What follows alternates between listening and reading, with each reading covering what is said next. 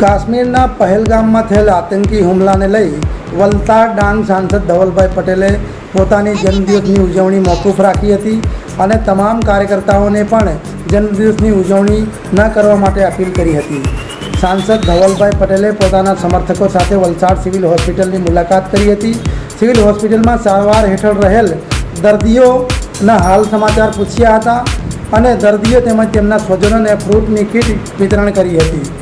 सांसद श्री धवलभाई पटेलना सरल स्वभाव ने जोई दर्दियों तेमज तबीबों में तेओ खूब ज सराहनीय बन्या हता।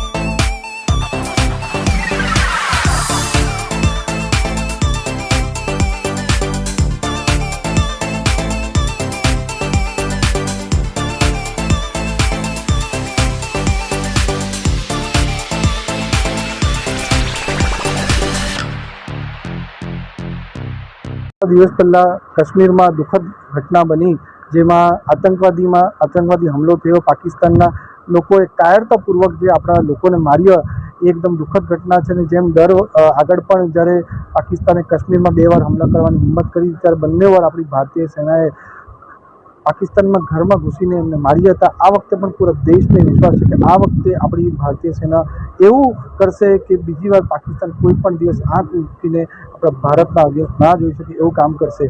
આજે મારો જન્મદિવસ છે, પણ જે દુઃખદ ઘટના બની એના માટે મેં દરેક અમારા કાર્યકર્તા ભાઈઓ બહેનો સાથે મતદારો અને જે પણ અમારા સમર્થકો છે એમને મેં વિનંતી કરી હતી કે કોઈ પણ આ જન્મદિવસમાં આપણે કોઈ પણ જાતની સેલિબ્રેશન કરવાની નથી, ઉજવણી કરવાની નથી, કારણ કે એક દુઃખદ ઘટના આપણા દેશની સામે આવી છે। ખાલી સેવાકીય કંઈ કાર્યક્રમ કરો તો એ જ કરશો। એના માટે આજે સિવિલ હોસ્પિટલમાં જે નાના બાળકો છે, સાથે જે સિવિલમાં દર્દીઓ છે, એને અમે ફૂડ કિટ વિતરણ આજે કાર્યક્રમ અહીંયા મોટા પાયે કર્યો છે। એની સાથે પૂરા વલસાડ ડાંગ લોકસભામાં અનેક અમે સેવાકીય કાર્યક્રમ આજે કરીએ છીએ। અમુક જગ્યા બ્લડ ડોનેશન કેમ્પ ચાલે છે, અમુક જગ્યા અમે અનાથ આશ્રમમાં જઈને અનાથોનું જે પણ અમે કરી શકીએ છીએ એ રીતે તેમની સહાયતા કરીએ છીએ। બધાને અમે સારી રીતે જમાડવાની પણ પૂરું આજે કર્યું છે। એ જ રીતે વૃદ્ધાશ્રમના અમે કર્યા છે અને આવનારા સમયમાં આજે અમે અલગ બીજા બધા સેવાકીય કાર્યક્રમ આજે રાખ્યા છે।